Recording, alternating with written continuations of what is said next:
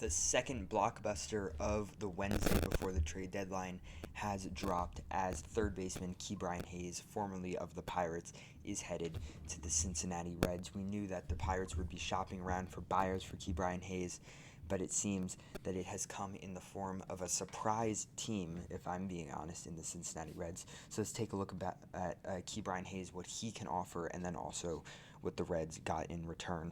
I think this is, first of all, an excellent deal for any team that would have been able to get their hands on Bryan Hayes, but especially the Reds. You could see this season Bryan Hayes 236 average with 2 home runs, but I think the main thing that he is going to be known for is his defense. 99th percentile in range. He is pretty fast. They're averagely fast with a 45 percentile sprint speed.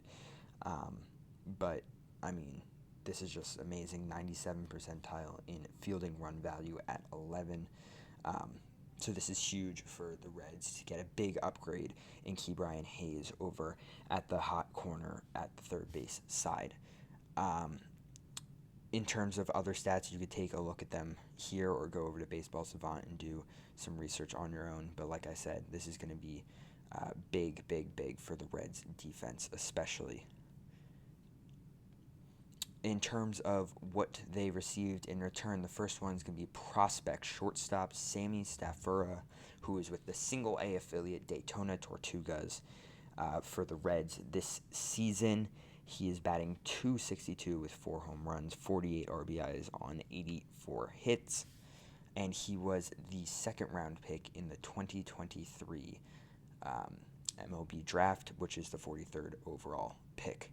So that's a big pickup for the Pirates there. A guy who has definitely a high upside, and we know shortstop between O'Neal Cruz kind of moving more to the outfield. There'll certainly be room in a couple years for Sammy to make his way up. And second, already proven MLB guy Taylor Rogers this year, 2-2 with a 2.45 ERA in 40 games.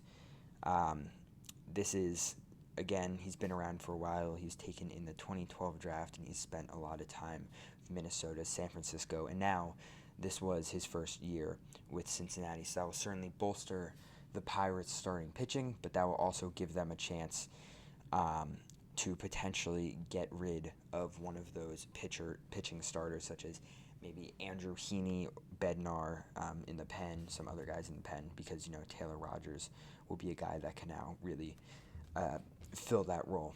In terms of Bryan's contract, he signed through 2029 and is on an 8-year, $70 million deal with a 2030 team option.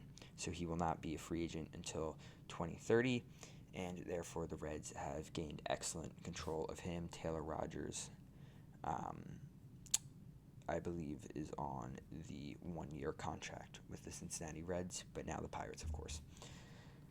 So yeah, that's the first big blockbuster of this year's 2025 MLB trade deadline. Bryan Hayes from the Pirates to the Cincinnati Reds, and I'm sure we will be seeing a lot more down the line soon. But again, huge for the Reds there, and I think the Pirates are now going to be able to make some big moves with their pitching, and I'm hopefully looking for my Yankees to get in on some of that action. So thank you everyone so much for listening to the first instant reactions and trade explanation for Bryan Hayes, and hopefully we'll see you soon. But up later today is going to be an interview with Ryan Cohen of John Boy Media, who's going to help take us through the rest of the trade deadline as well.